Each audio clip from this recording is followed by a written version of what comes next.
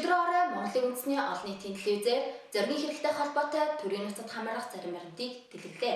Тодорхойлбол Монгол Улсын ерөнхийлөгч Илбүдэрч таниулж ерөнхий газрын дарга хурцад төрийн нууцын хуулийн 21-р зүйлийн 4-р цаасныг үндэслэн зоригийн амнистийг хөнөөсөн Чингээ, Содон Даржаа, Амгаланбаатар нарт холбогдох хэрэгт авагдсан баримт бичиг дагуулгадж буй төрийн нууцыг хуульд заасан хүрээнд ил болохыг зөвшөөрсөн байна. Энэхүү зөвшөөрлийн хүрээнд нийслэлийн прокурорын мөрдөн байцаах ажиллагаанд хяналттай хөлтсийн дарга санд өгсөн өчигдөр Монголын үндэсний олон нийтийн радио телевизийн цагийн хүрд мэдээллийн хөтөлбөрт оролцож тус хэргийн талаар ярилцлага өглөө. Тэрээр Монгол Улсын ерөнхийлөгч тухайн нууцын зэрэгт хамруулсан хэрэг материалын тодорхой баримтыг нууцын зэрэглээс гаргах зөвшөөрлийг олгосон байгаа. Энэ хэрэг бол өнөөдөр гинт илэрж байгаа хэрэг биш. 18 жилийн өмнөөс цуглуулсан нотлох баримт мөрдөн байцаалтын үрдэн өнөөдрийн цаг хугацаанд давхцаж байгаа ийм л байдалтай байна гэлээ.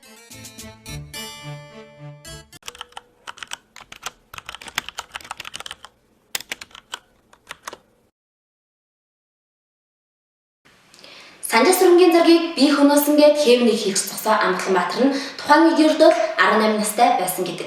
Гэтэл хэрэг илрүүлэлтээрээ дэлхийд дээгүүрт ордог манай цагдаа, тагнуул, эргэн цагдаагийнхан ийм амархан илэрчих байсан хэргийг бүхэл бүтэн 18 жил мөрцөн хэдий ч илрүүлж чадаагүй байсан гэж бодоход итгэмээргүй. Мөн 10 гаруй хүний амийг авч чадсан 100-ны дуйлаанд энэхүү хэрэг ерөнхийлөгч Захаагийн Илбүдэрчийг суудлаасаа буухын өмнө илэрдэг нь чухам ямар учиртай вэ?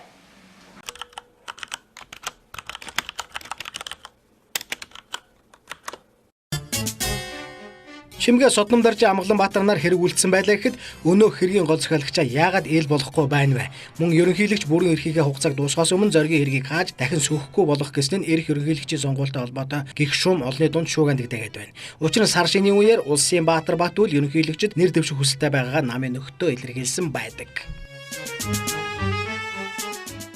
Төрийн нууц хэмээгдээд ямар ч гэрчгүй хаалттай шүүх хурал хийж Чингээ, Содон Даржаа, Амгаланбаатар нарт тус бүрт нь 24-өөс 25 жилийн ялгааноосоо. Харин дээд шүүхээр хэлэлцэх өмнө яллах тал нь үндэсний телевизээр ялтны ярьсан яллах талын мэдээллийг орон даяар цацаж байгаа гол учир нь юу вэ? Хамгийн сонирхолтой нь шүүгдэгч нарын өмгөөлөгчд нэг ч үг дуугарсангүй. Мөн төрийн нууцаа зөвхөн Монголын үндэсний олон нийтийн телевизээр ганцхан удаа цацсан гэсэн нь хуулийг ганц нэг удаа зөрчиж болно гэсэн үг болж таарах уу?